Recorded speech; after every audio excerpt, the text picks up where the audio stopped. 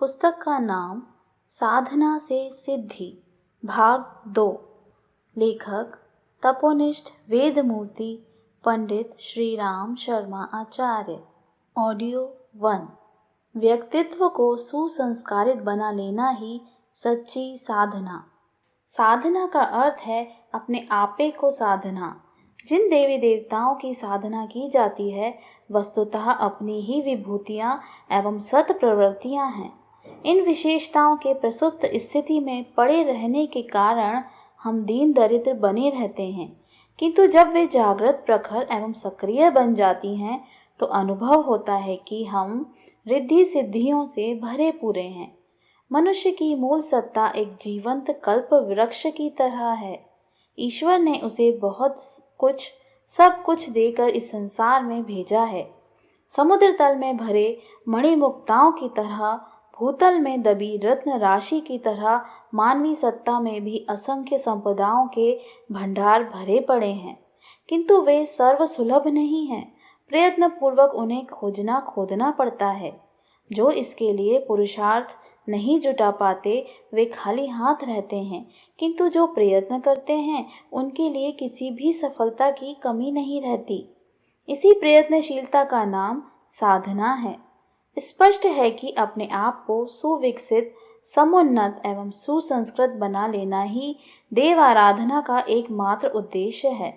अपनी ही सत प्रवृत्तियों को अलंकारिक भाषा में देव शक्तियाँ कहा गया है और उनकी विशेषताओं के अनुरूप उनके स्वरूप, वाहन, आयुध, अलंकार आदि का निर्धारण किया गया है। साधना उपासना के क्रियाकृत्य में यही रहस्यमय संकेत संदेश सन्निहित हैं कि हम अपने व्यक्तित्व को किस प्रकार समुन्नत करें और जो प्रसुप्त पड़ा है उसे जागृत करने के लिए क्या कदम उठाएं। सच्ची साधना वही है जिसमें देवता की मनुहार करने के माध्यम से आत्मनिर्माण की दूरगामी योजना तैयार की जाती और सुव्यवस्था बनाई जाती है। मानवीय व्यक्तित्व में सन्निहित संभावनाओं का कोई पारावार नहीं। ईश्वर का ज्येष्ठ पुत्र होने के नाते उसे अपने पिता से सभी विभूतियां उत्तराधिकार में मिली हैं। व्यवस्था नियंत्रण इतना ही है कि जब उस रत्न राशि की उपयोगिता, आवश्यकता समझ में आ जाए तभी वे मिल सकें। पात्रता के अनुरूप अनुदान मिलने की सुव्यवस्था अनादिकाल से चली आ रही है। इसी परीक्षा में खरे उतरने पर लोग एक से एक बढ़कर अनुदान प्राप्त करते रहे हैं। साधना के फलस्वरूप सिद्धि मिलने का सिद्धांत अकाट्य है। देवी देवताओं को माध्यम बनाकर वस्तुतः हम अपने ही व्यक्तित्व की साधना करते हैं। अनगढ़ आदतों की, बेतुकी इच्छाओं और अस्त व्यस्त विचारधाराओं की सभ्यता एवं संस्कृति के शिकंजे में कसकर ही मनुष्य ने प्रगतिशील का वरदान पाया है। इसी परंपरा को जो अपने व्यक्तिगत जीवन में जितना क्रियान्वित कर लेता है वह उतना ही श्रेयाधिकारी बनता है। मानवीय व्यक्तित्व एक प्रकार का उद्यान है। उसके साथ अनेकों आत्मिक और भौतिक विशेषताएं जुड़ी हुई हैं। उनमें से यदि कुछ को क्रमबद्ध, व्यवस्थित और विकसित बनाया जा सके तो उनके स्वादिष्ट फल खाते खाते गहरी तृप्ति का आनंद मिलता है। पर यदि चित्तगत वृत्तियों को, शरीरगत प्रवृत्तियों को ऐसे ही अनियंत्रित छोड़ दिया जाए तो वे भोंडे, गंवारू एवं उद्धत स्तर पर बढ़ती हैं और दिशा विहीन उच्च श्रृंखलता के कारण जंगली झाड़ियों की तरह उस समूचे क्षेत्र को अगम्य एवं कंटकाकीर्ण बना देती हैं। जीवन कल्प वृक्ष की तरह असंख्यों सत परिणामों से भरा पूरा है, पर उसका लाभ मिलता तभी है जब उसे ठीक तरह साधा संभाला जाए। इस क्षेत्र की सुव्यवस्था के लिए की गई चेष्टा को साधना कहते हैं। कितने ही देवी देवताओं की साधना की जाती है और उससे कतिपय वरदान पाने की बात पर विश्वास किया जाता है। इस मान्यता के पीछे सत्य और तथ्य इतना ही है कि इस मार्ग पर चलते हुए अंतः क्षेत्र की श्रद्धा को विकसित किया जाता है, आदतों को नियंत्रित किया जाता है। इन सब का मिला जुला परिणाम व्यक्तित्व पर चढ़ी हुई दुष्प्रवृत्तियों का निराकरण करने तथा सत्प्रवृत्तियों को स्वभाव का अंग बनाने में सहायक सिद्ध होता है। सुसंस्कारों का अभिवर्धन प्रत्यक्षतः देवी वरदान है। उसके मूल्य पर हर व्यक्ति अभिष्ट प्रयोजन की दिशा में अग्रसर हो सकता है। साधना आत्मिक क्षेत्र में भी होती है और भौतिक क्षेत्र में भी। कदम जिस भी दिशा में बढ़ते हैं, प्रगति उसी और होती है। अपनी सतर्कता पूर्ण सुव्यवस्था जिस भी मार्ग पर गतिशील कर दी जाए, उसी में एक के बाद एक सफलता के मील पत्थर मिलते चले जाएंगे। साधना का महत्व किसान जानता है। पूरे वर्ष अपने खेत की मिट्टी के साथ अनवरत गति से लिपटा रहता है और फसल को स्वेद कणों से नित्य ही सींचता रहता है। सर्दी गर्मी की परवाह नहीं, जुकाम खांसी की चिंता नहीं, शरीर की तरह ही खेत उसका कर्म क्षेत्र होता है। एक एक पौधे पर नजर रहती है। खाद, पानी, निराई, गुड़ाई से लेकर रखवाली तक के अनेकों कार्य करने से पूर्व वह आवश्यकता समझता है और किसी के निर्देश से नहीं, अपनी गति से ही निर्णय करता है कि कब, क्या और कैसे किया जाना चाहिए।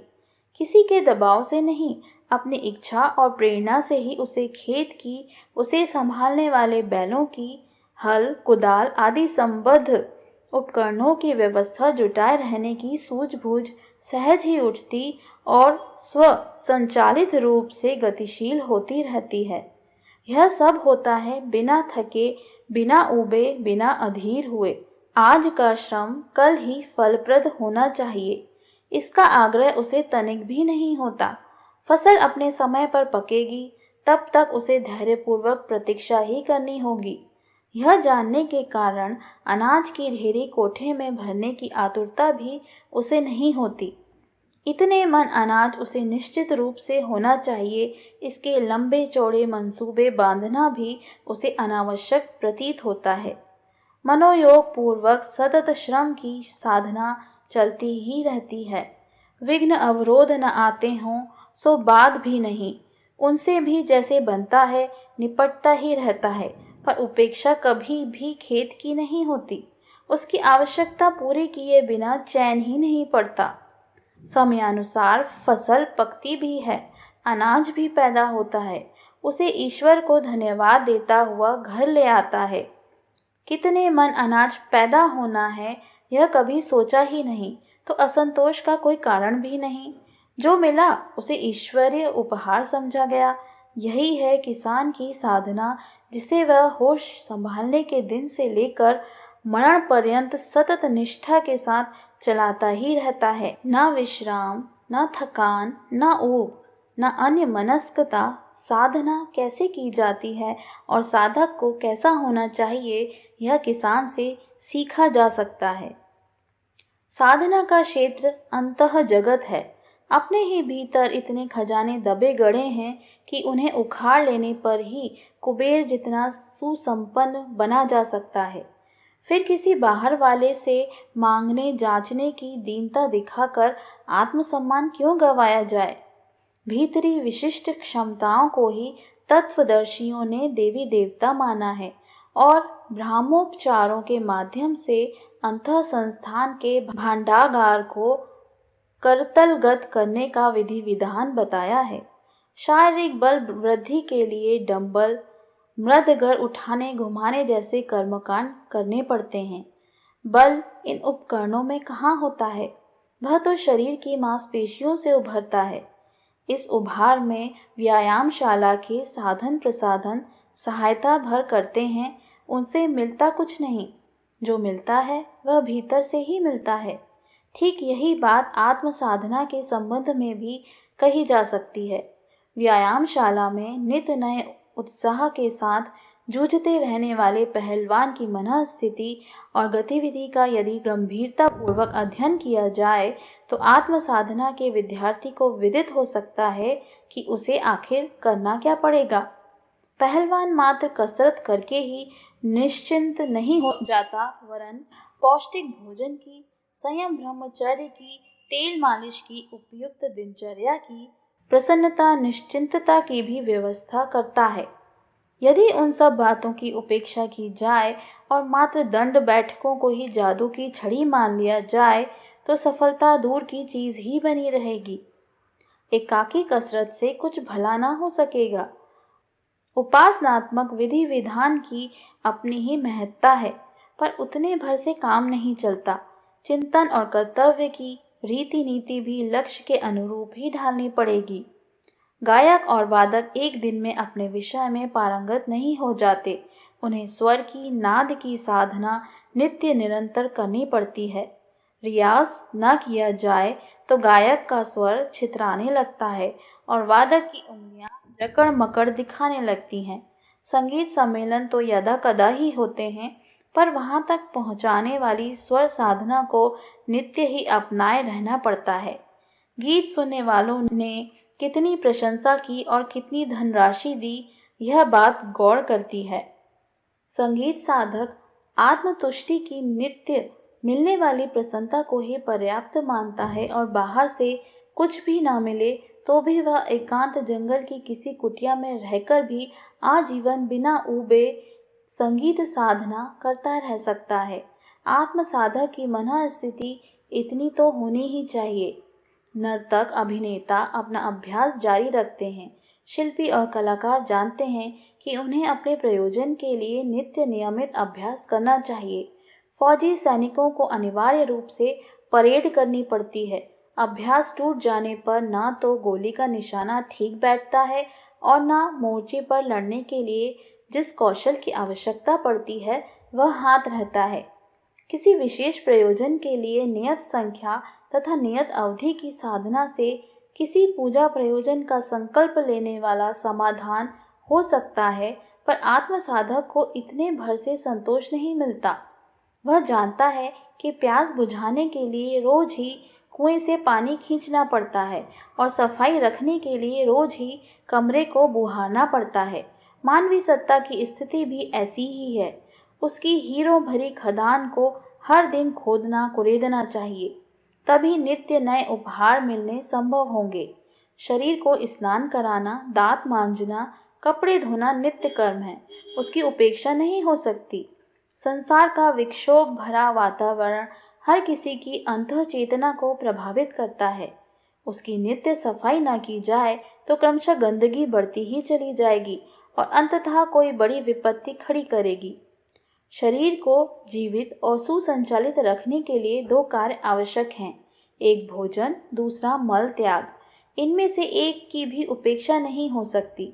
भोजन न किया जाए तो पोषण के लिए नितांत आवश्यक रस रक्त की नई उत्पत्ति न होगी और पुराने संचित रक्त की पूंजी समाप्त होते ही काया दुर्बल होकर मृत्यु के मुख में चली जाएगी। इसी प्रकार मल त्याग न करने पर नित्य उत्पन्न होने वाले विष जमा होते और बढ़ते चले जाएंगे और उनका विस्फोट अनेक उपद्रवों के रूप में प्रकट होकर कष्टकारक मृत्यु का आधार बनेगा। पंच भौतिक शरीर की तरह सूक्ष्म शरीर की दिव्य चेतना की भी कुछ आवश्यकताएं हैं। उसे भी भूख लगती है, उस पर भी मल चढ़ते हैं और सफाई की आवश्यकता पड़ती है। इन दोनों प्रयोजनों को पूरा करने वाली प्रक्रिया साधना कही जाती है। उससे सत प्रवृत्तियों को जगाकर वह सब जगाया पकाया जा सकता है जिससे आत्मा की भूख बुझती है और जीवन भूमि में हरी भरी फसल लहलहाती हैं। साधना से उन मलिनताओं, मनोविकारों का निष्कासन होता है जो प्रगति के हर क्षेत्र में चट्टान बनकर अड़े रहते हैं और पग पग पर व्यवधान उत्पन्न करते रहते हैं। साधना में प्रयुक्त होने वाली आत्मशोधन और आत्मनिर्माण की उभय पक्षीय प्रक्रिया अंतः क्षेत्र में धसे फंसे कुसंस्कारों को उखाड़कर उनकी जगह आम्र वृक्ष लगाती है। कंटीली झाड़ियों से पिंड छुड़ाने और स्वादिष्ट फल संपदा से लाभान्वित होने का दोहरा लाभ मिलता है। संसार में जितने भी चमत्कारी देवता माने गए हैं, उन सबसे बढ़कर आत्मदेव है। उसकी साधना प्रत्यक्ष है। नगद धर्म की तरह उसकी उपासना कभी भी किसी की भी निष्फल नहीं जाती। यदि उद्देश्य समझते हुए सही दृष्टिकोण अपनाया जा सके तो जीवन साधना को अमृत, पारस और कल्प वृक्ष की कामधेनु की सार्थक उपमा दी जा सकती है। साधने से सामान्य स्तर के प्राणी आश्चर्यजनक कार्य करके दिखाते हैं। वन गाय मनुष्य को पास भी नहीं आने देती और खेत को उजाड़ कर रख जाती हैं, पर जब वे पालतू हो जाती हैं तो दूध, बछड़े, गोबर आदि बहुत कुछ देती हैं। स्वयं सुखी रहती हैं और उसके पालने वाले भी लाभान्वित होते हैं। यही बात अन्य वन्य पशुओं के बारे में भी लागू होती है। जंगली घोड़े, कुत्ते, सुअर, हाथी आदि स्वयं भूखे मरते, कष्ट उठाते और अनिश्चित जीवन जीते हैं। पालतू बन जाने पर वे स्वयं निश्चिंतता पूर्वक रहते हैं और अपने पालने वालों को लाभ पहुंचाते हैं। अपने भीतर शरीर तथा मन क्षेत्र में एक से एक बढ़कर शक्तिशाली धाराएं प्रवाहित होती हैं। वे निरुद्देश्य और अनियंत्रित स्थिति में रहकर वन्य पशुओं जैसी असंगत बनी रहती हैं। फलतः विकृत होकर वे बड़ी दुर्गंध की तरह अपने समूचे प्रभाव क्षेत्र को विषैला बना देती हैं। आग जहाँ भी रहती है वहीं जलाती है। तेजाब की बोतल जहाँ भी फैलती है वहीं गलाती है। विकृत प्रवृत्तियाँ छितराई हुई आग और फूटी हुई तेजाब की बोतल की तरह हैं। उनसे केवल विनाश ही संभव होता है। यह दोनों ही वस्तुएं यदि सुनियोजित रखी जा सकें तो उनसे उपयोगी लाभ मिलते हैं और वे इतने बड़े चढ़े होते हैं कि सामान्य देखने वाला मनुष्य पग पग पर अपनी असामान्य स्थिति का परिचय देता है। साधना जीवन के बहिरंग और अंतरंग क्षेत्रों में सुसंस्कारित सुव्यवस्था उत्पन्न करने का नाम है। इसे समझ पाने और कर पाने का प्रतिफल जंगली जानवरों को पकड़कर पालतू बनाने की कला में प्रवीण व्यवसायियों जैसा ही प्राप्त होता है। सर्कस के जानवर कितने आश्चर्यजनक करतब दिखाते हैं। देखने वाले बाग बाग हो उठते हैं। इन सधे जानवरों की प्रशंसा होती है, प्रतिष्ठा मिलती है और अच्छी खुराक मिलती है। सधाने वाले और सिखाने वालों को अच्छा वेतन मिलता है और सर्कस के मालिकों को उन्हीं जानवरों के सहारे धनवान बनने का अवसर मिलता है जो उच्च श्रृंखल होने की स्थिति में स्वयं असंतुष्ट रहते और दूसरों को रुष्ट करते थे। घरेलू उपयोग में आने वाले जानवर भी बिना सिखाए सधाए अपना काम ठीक तरह कहाँ कर पाते हैं। बछड़ा युवा हो जाने पर भी मर्जी से हल, गाड़ी आदि में चल नहीं पाता। घोड़े की पीठ पर सवारी करना, उसे दूर की चाल चलाना सहज ही संभव नहीं होता। ऊंट गाड़ी, तांगा, बैलगाड़ी में जुतने वाले पशु अपने आप चलने नहीं लग जाते। उन्हें कठिनाई से प्यार फटकार के सहारे धीरे धीरे बहुत दिन में इस योग्य बनाया जाता है कि अपना काम ठीक तरह अंजाम देने लगे। साधना इसी का नाम है। इंद्रियों के समूह को मन, बुद्धि, चित्त, अहंकार के अंतःकरण चतुष्टय को वन्य पशुओं के समकक्ष गिना जा सकता है। अपने स्वाभाविक रूप में यह सारा ही चेतना परिवार उच्च श्रृंखल होता है। जन्म जन्मांतरों के पार्श्विक कुसंस्कारों की मोटी परत उन पर जमा होती है। उसे उतारने के लिए जिस खराद का उपयोग किया जाता है उसे साधना कहते हैं। पशुता को परिष्कृत करके उसे मनुष्यता के देवत्व के रूप में गढ़ देने के सदृश एक विशिष्ट कौशल है। इस प्रवीणता में पारंगत होने का नाम ही आत्म साधना है। पशुओं को प्रशिक्षित करने और पत्थर से मूर्तियां बनाने की तरह कार्य कुछ कठिन तो है, पर है ऐसा जिसमें लाभ ही लाभ भरा पड़ा है। कठपुतली नचाने वाले, हाथ की सफाई से बाजीगरी के कौतुक दिखाने वाले, बंदर और रीछ का तमाशा करने वाले जादूगर जैसे लगते हैं और चमत्कारी समझे जाते हैं। यह चमत्कार और कुछ नहीं, किसी विशेष दिशा में तन्मयतापूर्वक धैर्य और उत्साह के साथ लगे रहने का प्रतिफल मात्र है। ऐसा चमत्कार कौतूहल प्रदर्शन से लेकर किसी भी साधारण तथा असाधारण कार्य में आशाजनक सफलता प्राप्त करने के रूप में कभी भी कहीं भी देखा जा सकता है। अपनी ईश्वर प्रदत्त विशेषताओं को उभारने और महत्वपूर्ण प्रयोजनों में नियोजित करने का नाम साधना है। साधना का परिणाम सिद्धि के रूप में सामने आता है। यह नितांत स्वाभाविक और सुनिश्चित है। यदि अपने आप को साधा जाए, व्यक्तित्व को खरादा जाए, तो वह सब कुछ प्रचुर परिणाम में अपने ही घर पाया जा सकता है, जिसकी तलाश में जहाँ तहाँ मारे मारे फिरना और मृग तृष्णा की तरह निराश भटकना पड़ता है।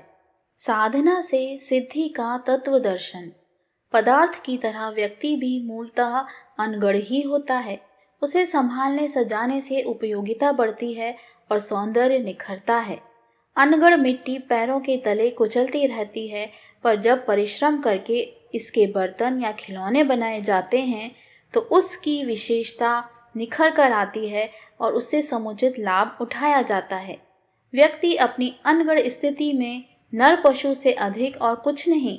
गए गुजरे स्तर का मनुष्य कई बार तो पशुओं से भी अधिक घृणित और दुखद परिस्थिति में डूबा पड़ा होता है।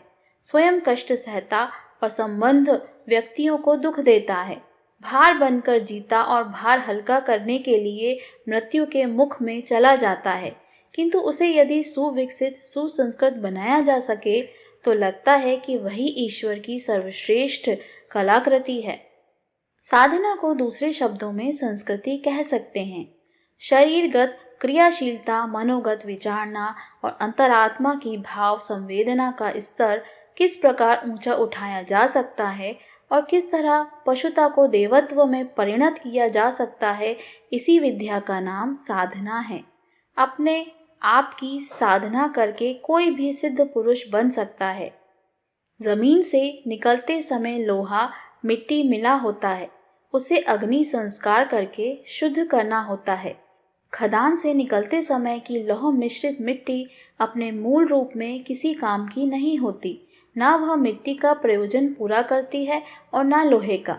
जब उसका परिशोधन होता है तभी शुद्ध लोहे का स्वरूप सामने आता है। इससे आगे उस लोहे को पिघलाकर औजारों, पुर्जों, हथियारों के रूप में ढाला जाता है। उस लौह खंड की उपयोगिता और गरिमा इस प्रकार बढ़ती है।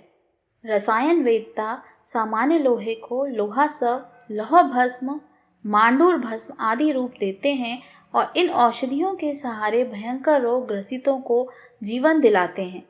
सामान्य से महत्वहीन लौह खंड को उतना उपयोगी बना देने का श्रेय अग्नि संस्कारों के साथ जुड़ी हुई ढालने, खरादने आदि की प्रक्रिया को ही दिया जा सकता है। ऊबड़ खाबड़ भूमि को समतल उर्वरा पार्क उद्यान के रूप में विकसित करने के लिए कृषक को बहुत कुछ करना पड़ता है।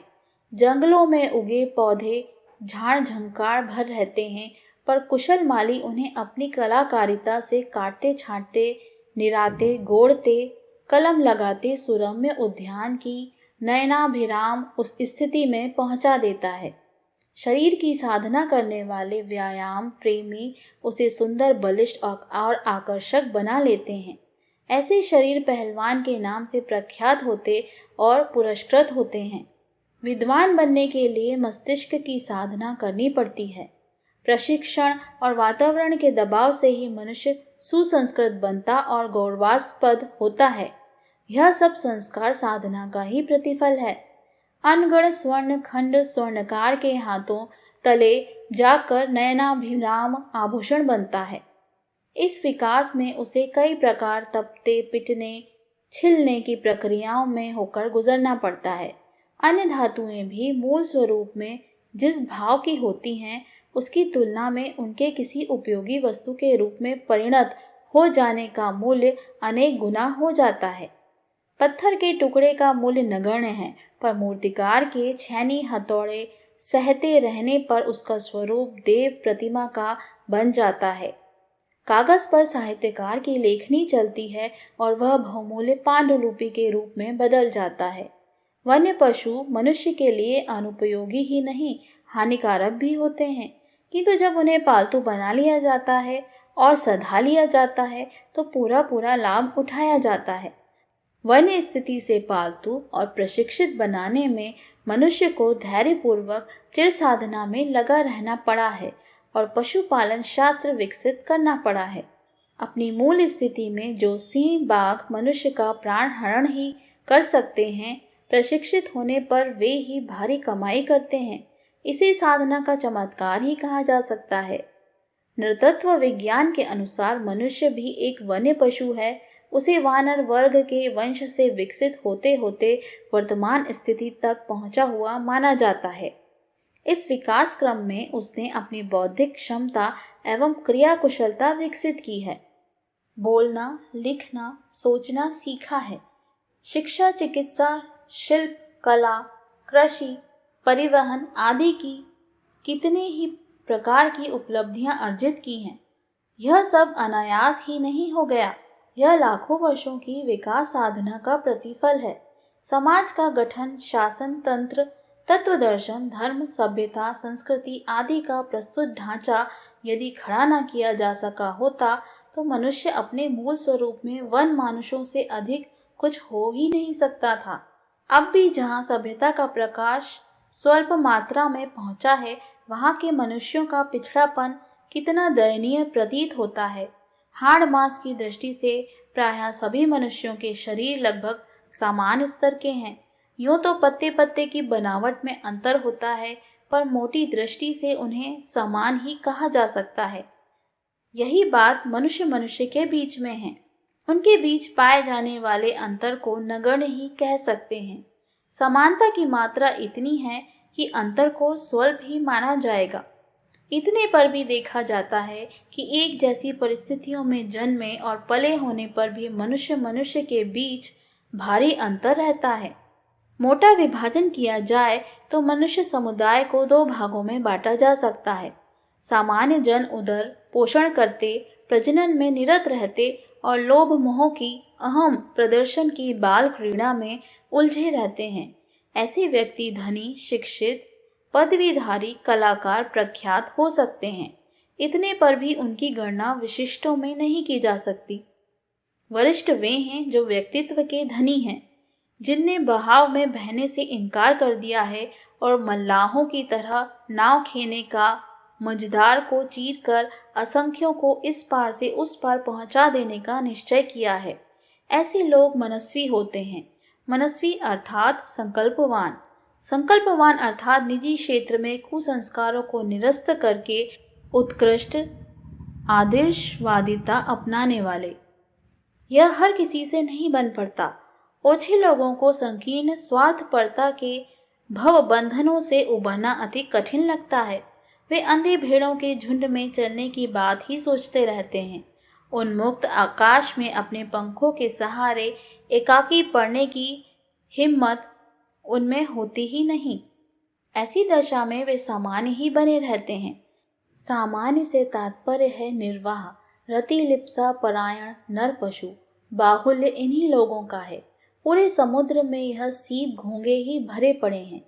यो मणि मुक्तकों का भी उस भंडार में अभाव नहीं है, पर वे कठिनाई से ही ढूंढे जाते और जहाँ तहाँ ही स्वल्प परिमाण में मिलते हैं। विशिष्ट इन्हीं को कहते हैं। मनुष्यों का जब कभी मूल्यांकन होता है तो इसी प्रामाणिक कसौटी को परखने के लिए आगे लाया जाता है कि कौन कितना पवित्र और प्रखर निकला। पवित्र अर्थात उदार, चेता, दूरदर्शी, विवेकवान। प्रखर अर्थात संयमी, निग्रही, तपस्वी, आदर्शवादी। जो इस कसौटी पर खरे उतरे वे आकाश में नक्षत्रों की तरह चमके और स्थिर रहे। जिनने अपने को शरीर लिप्सा में ही जकड़े रखा, व्यामोह की कीचड़ में सड़ते रहना ही उपयुक्त समझा, वे अपने ही स्तर के लोगों की ही वाहवाही पा सकते हैं। परखने वाले उनकी गणना बाल वृद्धि वालों में ही करते रहेंगे, भले ही वे आयुष्य की दृष्टि से वयोवृद्ध ही क्यों ना हो गए हों। यूं सदा से ही विशिष्टों को सौभाग्यशालियों में गिना जाता रहा है, क्योंकि मात्र वे ही आत्मसंतोष की, लोक श्रद्धा की, दैवी अनुकंपा की विभूतियां प्राप्त करते हैं। धरती पर रहते हुए स्वर्ग जैसी भाव संवेदना का रसास्वादन करते और जीवन मुक्तों की तरह अवांछनीयता के हर बंधन को तोड़ते हुए असीम से संपर्क साधने का वह जीवन लाभ लेते हैं, और जिसका महात्म्य महामानवों की, ऋषि मनीषियों की, देवदूतों की जीवन गाथा में पढ़ा सुना जाता है। सच्ची प्रगति का यही मार्ग है। सौभाग्यवान और बुद्धिमान होने का यही एकमात्र आधार अवलंब है। कोई अगति या दुर्गति में ही प्रगति देखने लगे तो इस दृष्टिकोण को भ्रम जंजाल अपनाने वाले को कोई क्या कहे। संसार में ना तो कुछ अनायास होता है और न अप्रत्याशित। प्रकृति की विलक्षण घटनाओं से लेकर मानवीय उत्थान पतन तक की समस्त हलचलें किसी क्रमबद्ध प्रतिक्रिया के सुनिश्चित परिणाम हैं। भले ही हम उस प्रक्रिया से परिचित न होने के कारण भाग्य, देव आदि का कुछ भी नाम देते रहें, तथ्य साधना से सिद्धि के सिद्धांत की ही पग पग पर पुष्टि करते हैं। विज्ञान की साधना करते करते मनुष्य ने प्रकृति के चमत्कारी वरदान प्राप्त किए हैं। जब तक वे प्रयास बन नहीं पड़े थे, तब तक प्रस्तुत वैज्ञानिक उपलब्धियों में से एक भी हस्तगत नहीं हुई थी। बाजार में हर स्तर की हर वस्तु दुकानों में सजी हुई पाई जाती है। वे सभी विक्रय के लिए हैं। दुकानदार पूरे समय एक आशा लगाए प्रतीक्षा करते बैठे रहते हैं कि कोई ग्राहक आए और उन्हें खरीदे। दूसरी ओर उन आकर्षक वस्तुओं के इच्छुकों की भी कमी नहीं। रास्ते चलते हुए लोगों की आंखें उन्हें ललचाती हुई देखती हैं। पैर थोड़ा ठिठकते हैं, पर पा न सकने की स्थिति जब सूझती है तो मन मसोस कर आगे चल पड़ने की ही बात बनती है। दुकानदार आतुर, ग्राहक इच्छुक, फिर तालमेल क्यों नहीं बैठता। दोनों की नज़र एक दूसरे से मिलती भर है, किंतु विवशता से पलक नीचे हो जाते हैं। न दुकानदार को प्रसन्नता होती है, न ग्राहक को उल्लास भरा अवसर मिलता है। इस विडंबना का कारण खोजने पर एक ही तथ्य निखर कर आता है कि मूल्य चुकाने की स्थिति नहीं थी।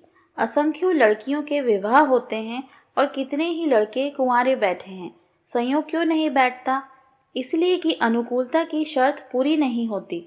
उपयुक्त पात्रता की स्थिति न होने पर किसी भी क्षेत्र में तो तालमेल नहीं बैठता। मनुष्य बहुत कुछ चाहता है। उसे अच्छा स्वास्थ्य और दीर्घ जीवन चाहिए। मन में उत्साह उल्लास भरा रखने वाली परिस्थितियों की आकांक्षा रहती है। कौन नहीं चाहता कि पैसे की तंगी न रहे। पत्नी का प्यार पाने की उत्सुकता किसे नहीं है। मित्रों को सम्मान एवं सहयोग किसे अपेक्षित नहीं है। ऐसी ऐसी अन्यान्य बातें भी हैं जिन्हें हर व्यक्ति चाहता है। इतने पर भी देखा यह जाता है कि उन अभिलाषाओं की पूर्ति कोई बिरले ही पूरी कर पाते हैं। जिनसे अपेक्षा की गई थी वे लोग सहयोग देने को इच्छुक नहीं। ऐसी बात भी नहीं है। शरीर की दृश्य अदृश्य संरचना ऐसी है जिसके सहारे पूर्ण स्वस्थ और दीर्घजीवी रह सकना हर किसी के लिए संभव हो सकता है। जब कृमि, कीटक और पशु पक्षी तक निरोग जीवन जी लेते हैं तो मनुष्य पर ही ऐसी क्या मुसीबत उतरी है कि उसे दुर्बलता और रुग्णता से निरंतर कष्ट सहते हुए अकाल मृत्यु मरना पड़े। चिड़िया चहचहाती, कुदकती फुदकती, कोयल कूकती, मोर नाचते, मेंढक टर्राते और भौरे गुनगुनाते रहते हैं, तो मनुष्य क्यों खींचते खिजाते, रोते रुलाते, तनाव और उद्विग्नता के दिन गुजारें। हर घड़ी चंदन जैसी सुगंधि बखेरने में समर्थ विलक्षण मानवीय मस्तिष्क क्यों उत्तेजना और निराशा के ज्वार भाटों में उफनते बुझते देखा जाए। 4 मुट्ठी अनाज और 10 गज कपड़े जितनी स्वल्प आवश्यकता वाला 3-3 फुट लंबे 10 उंगलियों वाले हाथ का व्यक्ति क्यों दरिद्र पाया जाए और क्यों उस पर अर्थ चिंता छाई रहे। कबूतरों और हिरणों के झुंड स्नेह सहकार के साथ दिन गुजार लेते हैं, तो मनुष्यों के छोटे छोटे परिवार क्यों जेल खानों की तरह विसंगतियों और दुष्प्रवृत्तियों के केंद्र बने रहें। धर्म और ईश्वर के जहाँ इतने ढोल धमाके बजते हों, उन लोगों के पारस्परिक संबंधों में उदार सहृदयता का दुख बटाने और सुख बांटने की प्रथा परंपरा समाप्त क्यों होती चली जाए। इस संसार में चैन की हर्षोल्लास भरी जीवनचर्या व्यतीत करने की सुविधा सामग्री के असंख्य भंडार भरे पड़े हैं। उन्हें पाने की ललक लिप्सा तो आतुरता से भी आगे बढ़कर आक्रामकता पर उतारू पाई जाती है। आखिर ऐसा होता क्यों है? सृष्टा का निकटतम स्नेहभाजक युवराज इतनी दुर्दशा ग्रस्त नारकीय जिंदगी जिए जितनी कि उस पर विवशता और लानत की तरह भारभूत होकर लद रही है। प्रश्न अत्यंत टेढ़ा है, किंतु उत्तर अति सरल। इस संसार में वस्तु मूल्य चुकाकर खरीदी जाती है। मुफ्त में तो काया, प्राण, धरती, आकाश, सूर्य, पवन, बादल जैसी जो विभूतियां मिल सकती थीं, समय से पहले ही मिल चुकी हैं। अब जो पाना हो उसके लिए तत्पर परिश्रम और तन्मय मनोयोग नियोजित करना पड़ेगा। उससे भी बड़ी बात है परिष्कृत व्यक्तित्व में पाया जाने वाला चुंबक। यही है वह आकर्षण जिसके खिंचाव से अभीष्ट सफलताएं खिंचती चली जाती हैं। वह कथन अक्षरशः सच है जिसमें पसीने की हर बूंद को हीरे मोती के समतुल्य माना और तदात्म्य मनोयोग को चमत्कारों का पुंज कहा गया है। पात्रता इन्हीं के समन्वय का नाम है। श्रम, मनोयोग और चरित्र चिंतन की उत्कृष्टता को व्यक्तित्व की तिजोरी में भरी हुई ऐसी बहुमूल्य संपदा माना जाना चाहिए जिसकी कीमत पर हर क्षेत्र की, हर स्तर की विभूतियां, सफलताएं खरीदी जा सकें। कुपात्रता के रहते वैभव का भाग्योदय किस ग्रह नक्षत्र से उतरे, टीले पर वर्षा का जल कैसे ठहरे, चट्टान पर हरियाली कैसे उगे, इतना कर सकना तो पावस की मेघमाला से भी न बन पड़ेगा।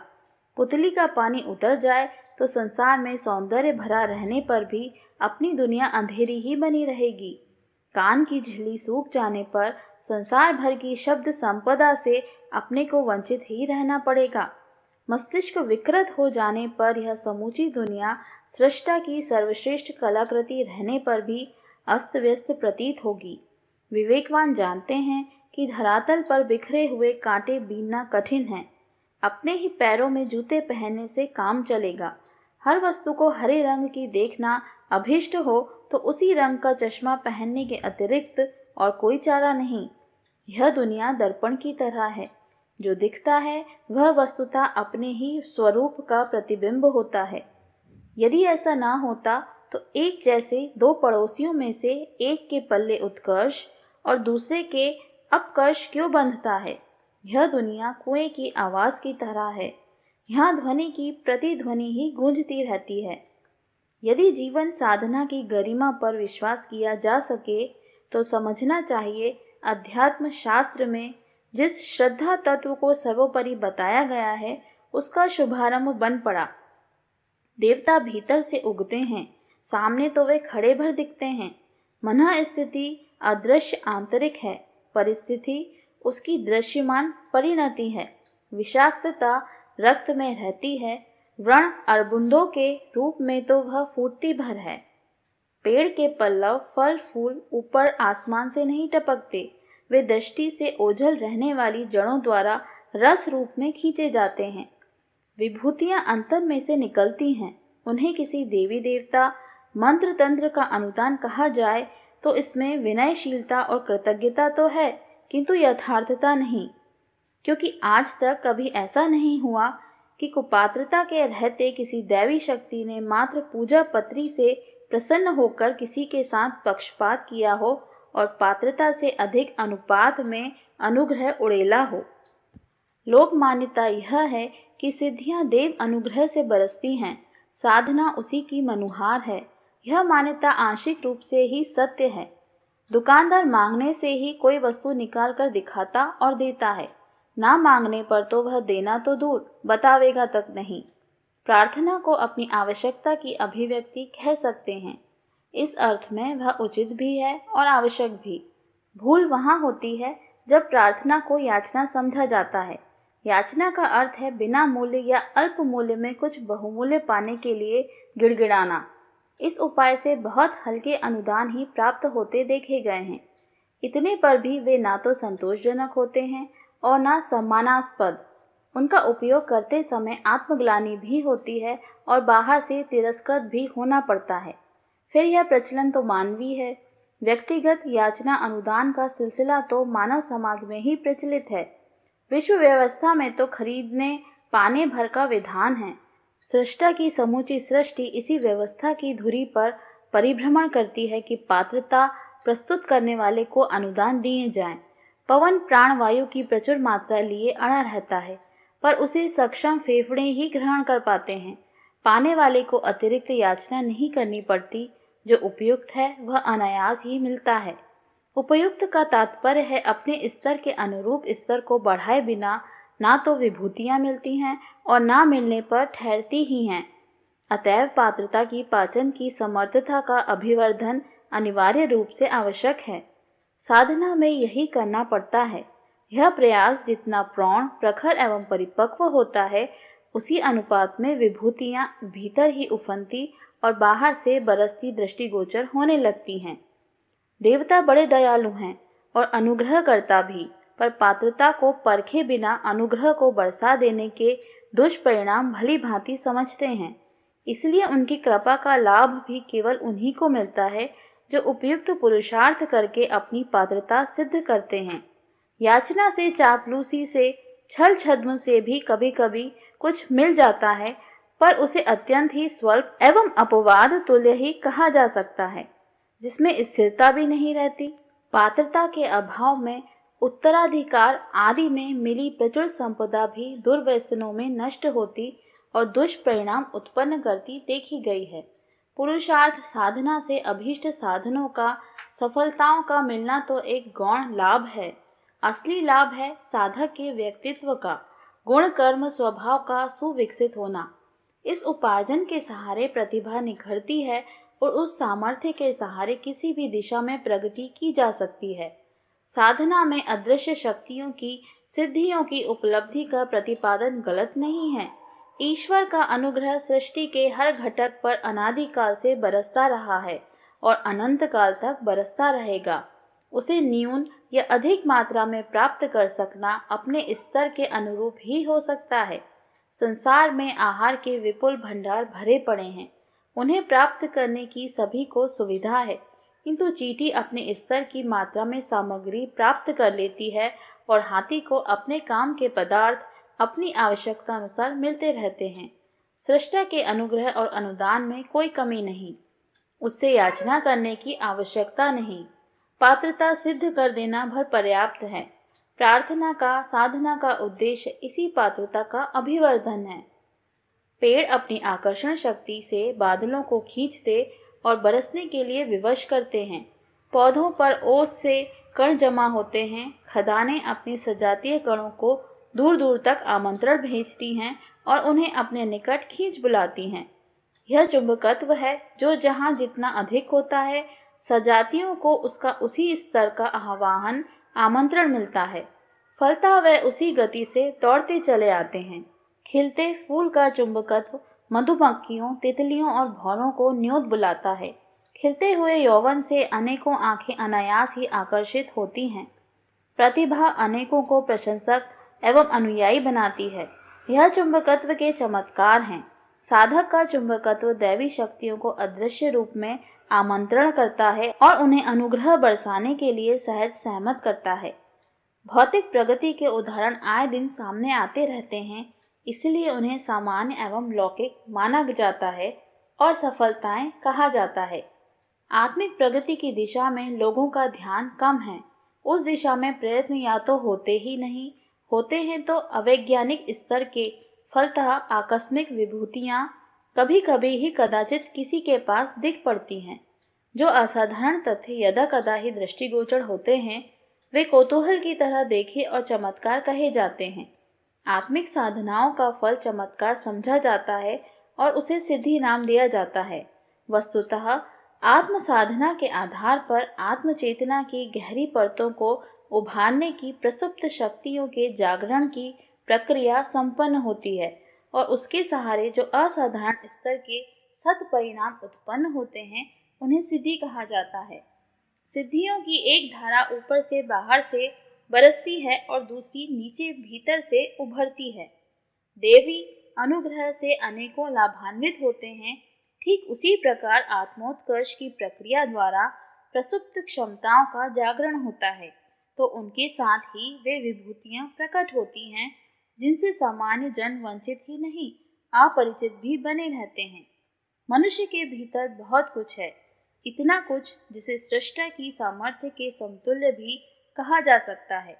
वृक्ष का विशालकाय ढांचा छोटे से बीज में सुनिश्चित रूप से विद्यमान रहता है। सौर मंडल की समस्त प्रक्रिया सूक्ष्म रूप में नन्हे से परमाणु में यथावत गतिशील रहती है। जड़ें नीचे से रस खींचती और पेड़ के कलेवर को हरा भरा पुष्पित फलित बनाने के सारे सरंजाम जुटाती हैं। यद्यपि वे आंखों से दिखती नहीं, जमीन में दबी रहती हैं, तो भी जानकारों को पता रहता है कि पेड़ तो मात्र कलेवर है। उसकी शोभा समर्थता का स्रोत तो अदृश्य जड़ों में ही पूर्णतया सन्निहित है। जीव का छोटा अंतराल लगभग उतना ही समर्थ है जितना कि ब्रह्म का विराट विस्तार। व्यक्ति भीतर से ही उगते हैं, बाहर तो उस अंतरंग प्रगति का प्रमाण परिचय भर मिलता है। जीव की प्रसुप्त शक्तियां भीतर से उभरती हैं। उनके उफनने पर उसी तरह की प्रवाह धारा बहने लगती है जैसे कि यमुना, नर्मदा, चंबल आदि कुंडों में से निकलकर भूतल पर प्रवाहित होती है। निर्झर भी ऊपर से नीचे गिरते और भूमि पर गतिशील होते देखे जाते हैं। यह दोनों ही सौभाग्य हर किसी के लिए सहज सुलभ है। पात्रता का परिचय देकर इस संसार के विभिन्न बाजारों से कुछ भी कितनी ही मात्रा में खरीदा जा सकता है। मंडी में पैसे की तूती बोलती है। धनवान इच्छा अनुसार किसी भी स्तर के सुविधा साधन कितनी ही मात्रा में खरीद सकते हैं। इसी प्रकार बलिष्ठता, बुद्धिमत्ता, प्रतिभा आदि सामर्थ्यों के भी अपने अपने क्षेत्र हैं और उनमें उपलब्धियां प्राप्त करने वाले अपनी योग्यता एवं तत्परता के अनुरूप जो चाहें सो जितना चाहें सो खरीद सकते हैं। जिनकी जेब खाली है, जो अशक्त अकर्मण्य हैं, उन्हें बड़े मनोरथ करने में भी निराशा का कष्ट सहना पड़ता है। मिलना तो उन्हें है ही क्या, प्रार्थना याचना करते रहने पर भी उनके पल्ले न कुछ ही पड़ता है। समर्थता ही वह पूंजी है जिसे विभिन्न उपलब्धियों को खरीद सकने वाली पात्रता कह सकते हैं। इस बहुमुखी पात्रता का उपार्जन पुरुषार्थ ही साधना है। साधना से सिद्धि का सिद्धांत सुनिश्चित है। भौतिक क्षेत्र में अपने अपने प्रसंग में साधनारत पुरुषार्थी अभीष्ट मनोरथ पूरे करते देखे जाते हैं। आत्मोत्कर्ष भी चेतनात्मक विभूतियां अर्जित करने की ही एक विशिष्ट प्रक्रिया है। उसमें सफलता प्राप्त करने का सिद्धांत भी वही है जो भौतिक सफलताओं पर लागू होता है।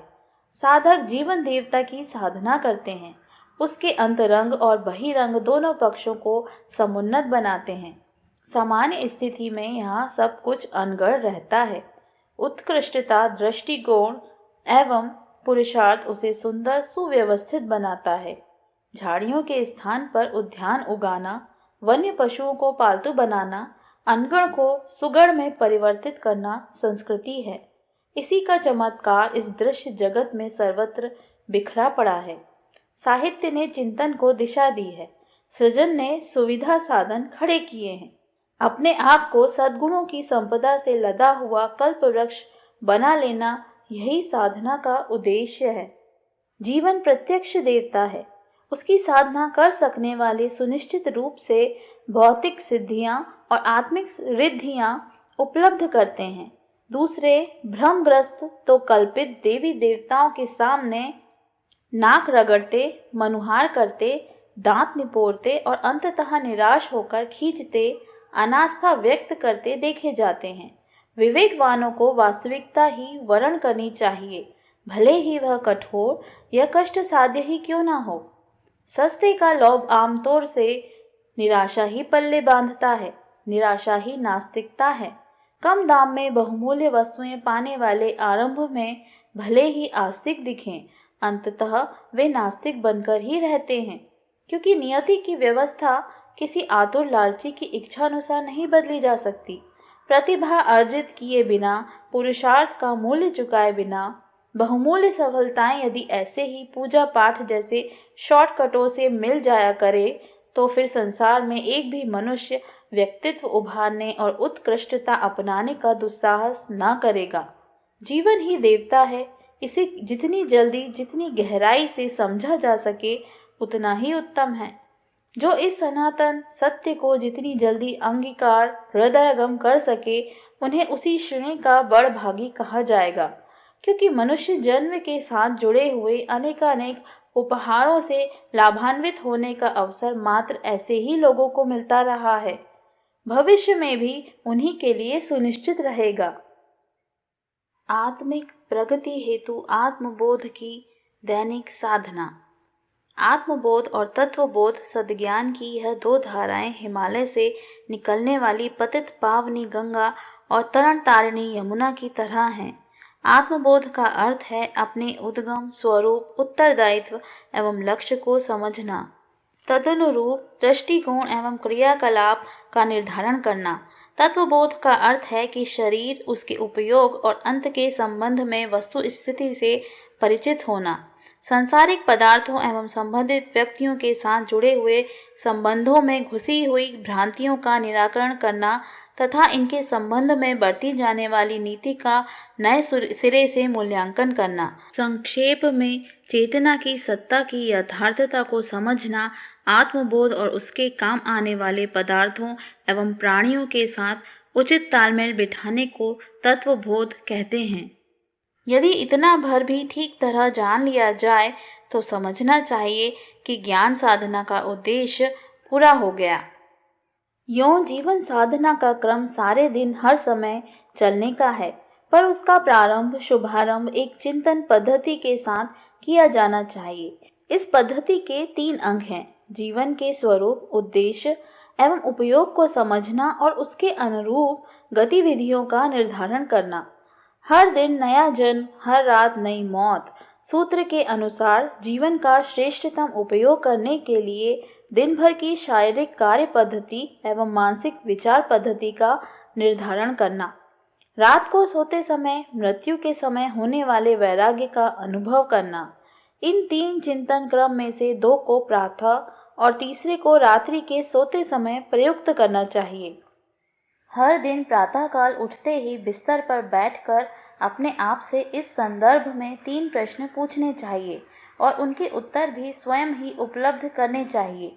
पर प्रश्नोत्तर प्रातःकाल जीवन का क्रम आरंभ करते हुए नित्य ही दोहराने चाहिए ताकि जीवन का स्वरूप, उद्देश्य और उपयोग सदा स्मरण बना रहे और उस स्मरण के आधार पर अपनी दिशाएं ठीक रखने में भूल चूक न होने पावे।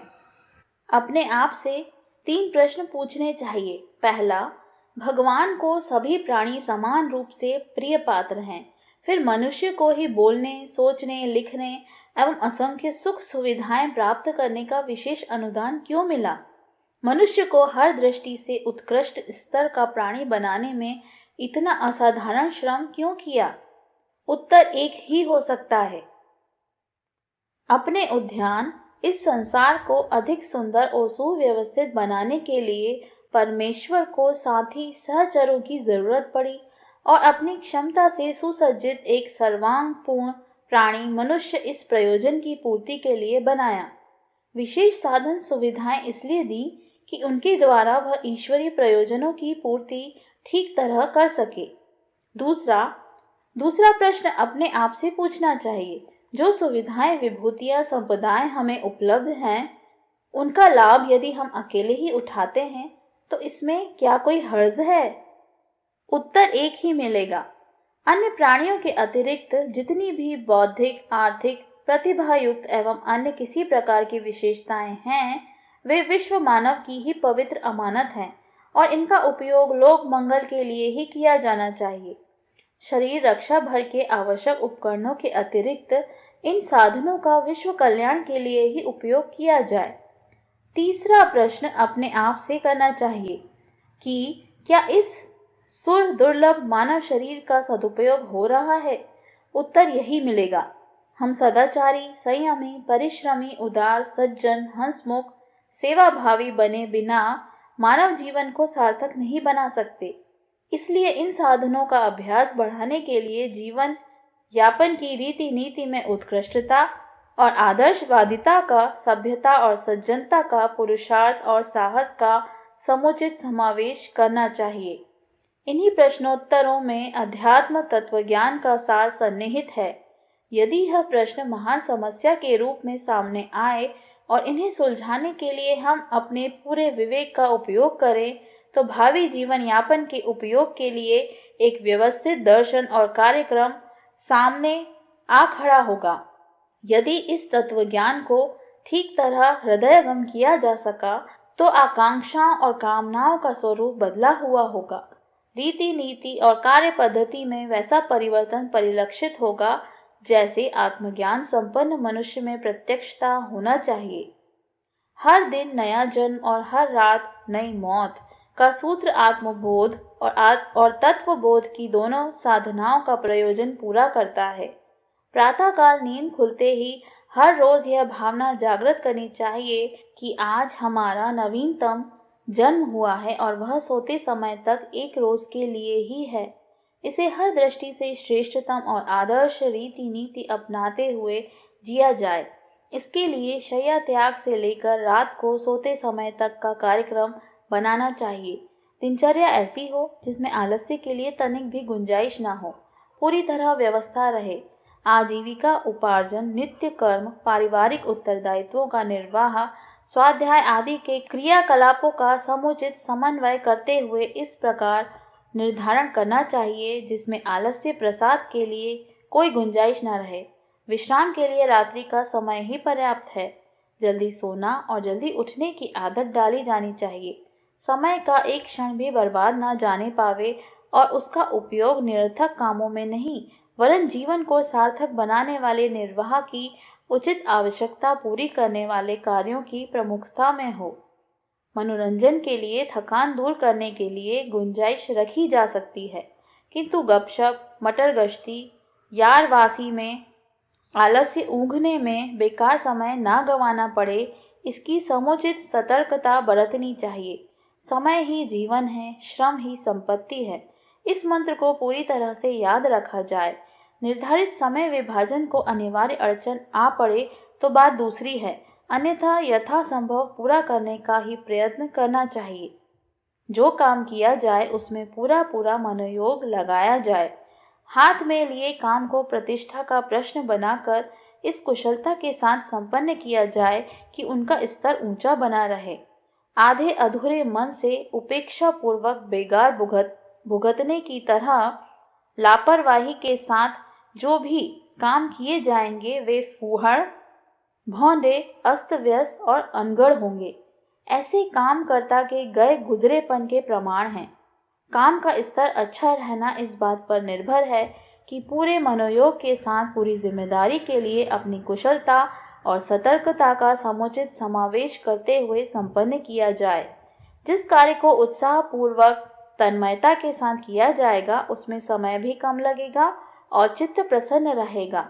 अन्यथा बेगार भुगतने पर थोड़े से काम में बेहद थकान चढ़ेगी और थोड़े से काम में ढेरों समय लग जाएगा।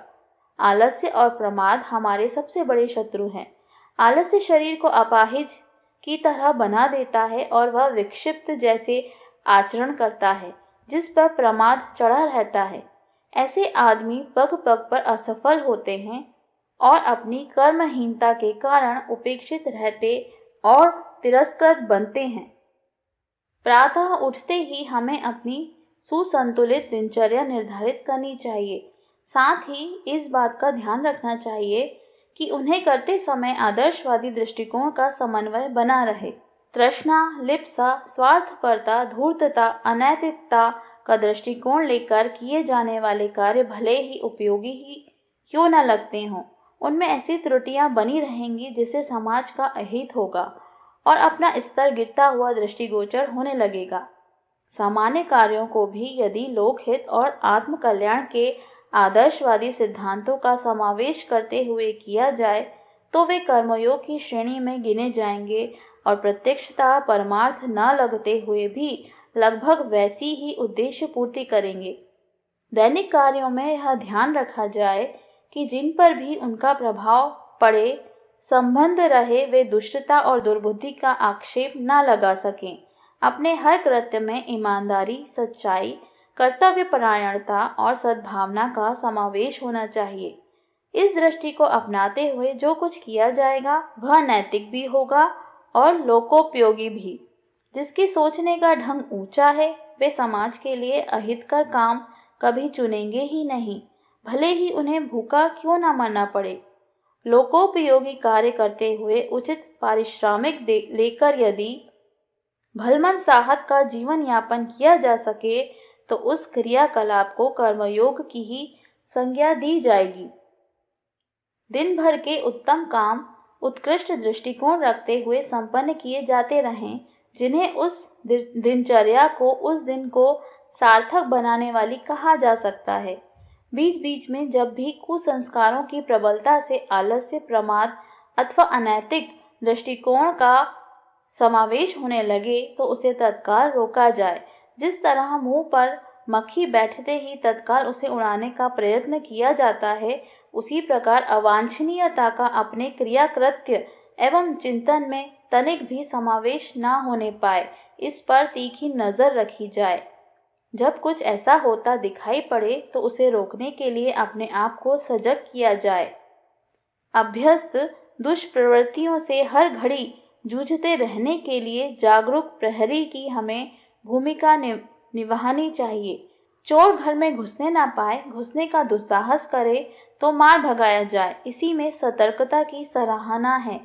इस संबंध में हमें निरंतर जागरूक रहना चाहिए। दिन भर यह ध्यान रखा जाए कि आज का दिन हमें श्रेष्ठतम आदर्शवादी रीति नीति अपनाते हुए पुण्य परमार्थ से भरा पूरा बनाना है। उसमें शरीर निर्वाह एवं परिवार पालन के लिए जितना अनिवार्य रूप से आवश्यक है उतना ही संलग्न रहना है। प्रातःकाल इसी आधार पर दिन भर का कार्यक्रम बनाया जाए और उस पर दृढ़तापूर्वक आरूढ़ रहा जाए तो निस्संदेह संकल्प के अनुरूप वह दिन ऐसा ही व्यतीत होगा जिस पर गर्व एवं संतोष किया जा सके।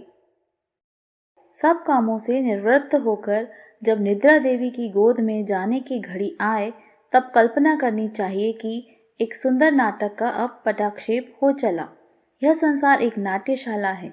आज का दिन अपने को अभिनय करने के लिए मिला था, सो उसको अच्छी तरह खेलने का ईमानदारी से प्रयत्न किया। जो भूलें रह गईं उन्हें याद रखेंगे और अगले दिन उनकी पुनरावृत्ति न होने देने के लिए अधिक सावधानी बरतेंगे। अनेक वस्तुएं इस अभिनय में प्रयोग करने को मिली। अनेक साथियों का साथ रहा। उनका सानिध्य एवं उपयोग जितना आवश्यक था कर लिया गया। अब उन्हें यथा समय छोड़कर पूर्ण शांति के साथ अपनी आश्रयदात्री निद्रा मृत्यु के गोद में निश्चिंत होकर शयन करते हैं। इस भावना में वैराग्य का अभ्यास है, अनाशक्ति का प्रयोग है। उपलब्ध वस्तुओं में से एक भी अपनी नहीं, साथी व्यक्तियों में से एक भी अपना नहीं। वे सब अपने परमेश्वर के और अपने कर्तव्य के उपज हैं। हमारा न किसी पर अधिकार है न स्वामित्व। हर पदार्थ और हर प्राणी के साथ कर्तव्य बुद्धि से ठीक व्यवहार कर लिया जाए, यही अपने लिए उचित है। इससे अधिक मोह ममता के बंधन बांधना, स्वामित्व और अधिकार की अहंता छोड़ना निरर्थक है। हर रात्रि को सोते समय यह मानकर निद्रा की गोद में जाना चाहिए कि यह जीवन के एक अध्याय का संतोषजनक अंत हुआ। अब मृत्यु जैसी शांति को गले लगाना है।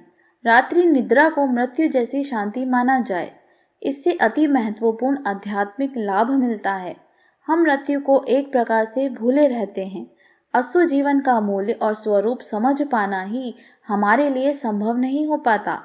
आमतौर से जब तक वस्तु हाथ में रहती है तब तक उसका ना तो महत्व समझ में आता है और ना उपयोग। जब वह छिन जाती है तब पता चलता है कि वह उपलब्धि कितना बड़ा सौभाग्य थी। उसका समय रहते कितना अच्छा सदुपयोग हो सकता है। प्रगति पथ पर धीरे धीरे बढ़ते हुए मनुष्य जन्म तक पहुंच सकना संभव हुआ है। यह उपहार ईश्वर का सर्वोपरि अनुग्रह है। इसमें जो सुविधाएं हैं वे किसी भी अन्य योनि में नहीं हैं। बहुमूल्य अनुदानों का सदुपयोग कर सकने की दूरदर्शिता जिनमें हो, उन्हें और भी श्रेष्ठ अवसर मिलने की अपेक्षा करनी चाहिए। यह हमारी अग्नि परीक्षा है कि ईश्वर प्रदत्त मनुष्य जन्म को हम किसी प्रयोजनों के लिए किस प्रकार उपयोग में लाते हैं। पेट और प्रजनन में तो सृष्टि के निकृष्ट प्राणी भी संलग्न हैं। मानवीय गरिमा की सफलता इसमें है कि इस जन्म को आत्म कल्याण और लोक कल्याण के उच्च प्रयोजन में ईश्वर की इच्छा के अनुरूप लगाए रखा जाए। जो इसके लिए प्रयत्नशील रहते हैं उन्हें महात्मा देवात्मा के उच्च पद प्राप्त करते हुए अंततः परमात्मा बनने का अवसर मिलता है। जो पशु प्रवृत्तियों में ही उलझे रह जाते हैं, उनके हाथ से यह भी छिन जाता है। पात्रता संपादन के लिए उन्हें फिर निम्न योनियों में भटकना पड़ता है। यह बहुमूल्य तथ्य विदित रहने पर भी अविदित जैसे बने रहते हैं। वह जानकारी व्यर्थ है जो क्रिया को प्रभावित न कर सके। रात्रि को सोते समय दैनिक निद्रा को चिर निद्रा, मृत्यु के समतुल्य मानकर चलना चाहिए। शैया पर जाते ही कल्पना करनी चाहिए कि हर दिन नया जन्म, हर रात नई मौत। जीवन सूत्र के अनुसार अब मरण काल आ गया। एक दिन का जीवन अब समाप्त हो चला। निद्रा रूपी मृत्यु अपने अंचल में प्राण को ढक लेने के लिए निकट आ गई। इस अवसर के लिए कल्पना यह होनी चाहिए कि शरीर में से जीव निकलकर ऊंचे आकाश में उड़ने लगा। मृत शरीर शैया पर पड़ा है। उसके जलाने, गलाने, गाड़ने की क्रिया अंत्येष्टि होने जा रही है।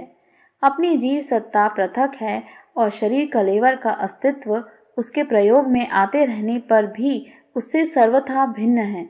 शरीर और आत्मा की भिन्नता यूं कहने सुनने में सदैव आती रहती है, पर उसकी अनुभूति कभी भी नहीं होती। किसी मृत को शमशान में पहुंचाते समय, उसके अग्नि संस्कार के समय शरीर आत्मा की भिन्नता, जीवन की नश्वरता एक हल्की झांकी की तरह अंतःकरण में उभरती है, किंतु कुछ ही क्षण में बिजली की कौंध की तरह विस्मृति में विलीन हो जाती है। अपनी स्वयं की मृत्यु का भावना दृश्य यदि गंभीरता पूर्वक देखा जाए तो उसे आत्मज्ञान का वह प्रकाश उदय हो सकता है जो आध्यात्मिकता का मूलभूत आधार है। मृत्यु को निद्रा के रूप में अपनी नित्य सहचरी होने की बात सोचते हुए शयन किया जाए और उसके फलितार्थों पर विचार करते रहा जाए तो इसकी प्रतिक्रिया आत्मोत्कर्ष का पथ प्रशस्त कर सकती है। नित्य सोते समय अपनी मृत्यु की अनुभूति करने की भावना यदि गहरी हो तो उसके साथ ही कई प्रश्न उभरते हैं। मनुष्य जीवन ईश्वर का सर्वश्रेष्ठ अनुदान होने और उसके अमानत की तरह विश्व उद्यान को समुन्नत सुसंस्कृत बनाने के लिए दिए जाने की बात अधिक स्पष्ट रूप से समझ में आती है। शरीर की ही साज सज्जा में लगे रहने, आत्मकल्याण का तथ्य भुला देने की मूर्खता को छोड़ने के लिए व्याकुलता उत्पन्न होती है। शरीर उपकरण मात्र है, वह आत्मा के उच्च क्रियाकलाप पूरे करने भर के लिए मिला है। इंद्रियों की वासना और मनोगत तृष्णा, अहंता जैसे क्षुद्र कार्यों में यह अलभ्य अवसर नष्ट हो जाए और आत्मिक लक्ष्य पूरा ही ना हो तो वह एक भयानक दुर्घटना ही कही जाएगी। इस प्रकार सोच सकना तभी संभव होता है जब मृत्यु को सिर पर खड़ी देखा जाए। इसके बिना आत्मविस्मृति की खुमारी ही छाई रहती है और मौज मजा करते हुए दिन गुजारने के अतिरिक्त और कुछ सूझ ही नहीं पड़ता। लक्ष्य भ्रष्ट जीव के लिए लोभ और मोह की पूर्ति करते रहना ही परम प्रिय बना रहता है। सोते समय मृत्यु को सहचरी की तरह साथ लेकर सोया जाए तो वह सद्गुरु की तरह जीवन का मूल्य, स्वरूप एवं सदुपयोग इतनी अच्छी तरह समझाती है जितना कोई अन्य ज्ञानी विज्ञानी भी नहीं समझा सकता। उन घड़ियों में वैरागी की, अनासक्त कर्मयोगी की भावनाएं मन में भरी रहनी चाहिए। वैरागी सन्यासी उसे कहते हैं जो संबद्ध पदार्थों और प्राणियों पर से स्वामित्व की भावना हटा लेता है, मालिकी छोड़कर मालिक का पद स्वीकार करता है। इस चिंतन से विवेक दृष्टि उपलब्ध होती है। कर्तव्य पालन अपनी आकांक्षा बनकर रह जाता है। स्वामित्व भगवान का, सेवा धर्म अपना। इतना सोच लिया जाए तो समूचा दृष्टिकोण ही बदल जाता है। तृष्णा अहंता के कारण जो अकर्म करने पड़ते हैं और अनावश्यक चिंताओं के बोझ सिर पर लादे रहते हैं, उन सबसे सहज ही छुटकारा मिल जाता है। जीवन का आनंद उसे मिलता है जो उसे खिलाड़ियों द्वारा खेले जाने वाले खेल की तरह जीता है। नाटक के पात्रों को तरह तरह के अभिनय करने पड़ते हैं, वे उनसे अत्यधिक प्रभावित नहीं होते। विवेकशीलता इसी में है कि अपना प्रत्येक कर्तव्य पूरी ईमानदारी और तत्परता पूर्वक संपन्न करते रहा जाए और उतने भर को अपने संतोष एवं उत्तरदायित्व निर्वाह का केंद्र बिंदु मानते रहा जाए। मनोकामनाओं को कर्तव्य पालन तक सीमित कर दिया जाए और परिणामों की बात परिस्थितियों पर निर्भर होने का तथ्य स्वीकार कर लिया जाए तो सिर पर चढ़ी रहने वाली भविष्य की आवश्यक चिंताएं अनायास ही तिरोहित हो जाती हैं। सफलता और असफलता दोनों का जो समान रूप से स्वागत करने को तैयार है, उस संतुलित मनःस्थिति के व्यक्ति को तत्वदर्शी और विज्ञानी कह सकते हैं। ऐसा व्यक्ति ही जीवन नाटक का आनंद ले सकता है। स्वयं प्रसन्न रहना और साथियों को प्रसन्न रखना उसी के लिए संभव होता है। वैराग्य संन्यास इसी मनःस्थिति का नाम है। अनासक्त कर्मयोगी एवं स्थिति प्रज्ञ प्रज्ञावान ऐसे ही लोगों को कहा जाता है। रात्रि को सोते समय अपनी मनःस्थिति ऐसी ही बनाकर सोया जाए तो गहरी नींद आवेगी, चित्त बहुत हल्का रहेगा और प्रातःकाल ताजगी के साथ उठना संभव हो सकेगा। भारतीय धर्म वर्णाश्रम धर्म है। उसकी मर्यादा है कि जीवन के अंतिम अध्याय में सन्यासी होकर मरना चाहिए। अब तो वे परंपराएं तिरोहित ही होती जाती हैं, पर जब तक वे मान्यताएं जीवित थीं, तब तक यह प्रचलन भी था कि यदि कोई व्यक्ति मरने जा रहा है और संन्यास नहीं ले सका है तो उसे त्वरा संन्यास दिलाया जाता था। संन्यास लेने की प्रक्रिया कुछ ही समय में चिन्ह पूजा की तरह संपन्न कर दी जाती थी। वह कृत्य हम प्रतिदिन सोते समय स्वयं ही पूरा कर लिया करें तो इसे उच्च कोटि की आध्यात्मिक साधना ही कहा जाएगा। दिन भर जिस परिवार की सेवा की गई वह ईश्वर का उद्यान था। उसे सुविकसित बनाने के लिए अपना उत्तरदायित्व निभाया गया। अब मालिक को सौंपकर छुट्टी पर जाया जा रहा है। धन वैभव जो कुछ भी अपने सुपुर्द था वह ईश्वर की संपत्ति था। उसे उसी के हवाले करके स्वयं खाली हाथों विदाई ली जा रही है। शरीर और मन, यह औजार वाहन भी ईश्वर के कारखाने से किराए पर मिले थे। उन्हें भी यथास्थान जमा करके एकाकी अपने घर लौटा जा रहा है। यह भावनाएं सोते समय की हैं। उनके कल्पना चित्र मना क्षेत्र पर उतारते हुए शयन करने का नित्य नियम बना लिया जाए तो सन्यासी एवं वैरागी की वह कुछ समय के लिए उत्पन्न की गई मना स्थिति अगले 24 घंटों तक आत्म जागृति का उत्साह बनाए रह सकती है। दूसरे दिन फिर इस प्रकार उसे सजग सजीव किया जा सकता है। प्रातःकाल उठते ही एक दिन के लिए मिला जीवन रूपी सौभाग्य और उसके श्रेष्ठतम सदुपयोग की बात मना क्षेत्र पर भली प्रकार उभारी जाए।